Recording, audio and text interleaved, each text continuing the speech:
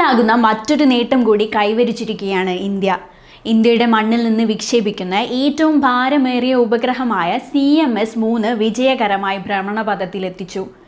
ഞായറാഴ്ച വൈകിട്ട് 5:26 ശ്രീഹരിക്കോട്ടയിലെ സതീഷ് ധവാൻ ബഹിരാകാശ കേന്ദ്രത്തിലെ രണ്ടാം വിക്ഷേപണ തറയിൽ നിന്നാണ് CMS-3 കുതിച്ചുയർന്നത്. ഇന്ത്യയുടെ ഏറ്റവും ശക്തിയേറിയതും പുതിയ തലമുറ വിക്ഷേപണ വാഹനവുമായ LVM-3 M5 റോക്കറ്റാണ് ഈ ദൗത്യത്തിനായി ഉപയോഗിച്ചത്. ബാഹുബലി എന്ന വിളിപ്പേരിലാണ് ഈ റോക്കറ്റ് അറിയപ്പെടുന്നത്.